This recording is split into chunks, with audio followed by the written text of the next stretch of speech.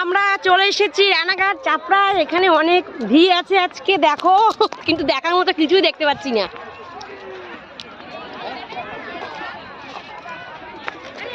প্রচুর ভিড়। সরস্বতী পূজায় আমরা ঘুরতে এসেছি। ফুলের দেশ। আমরা খিরাইতে না এসে আমরা এসে গেছি তো চাপড়া।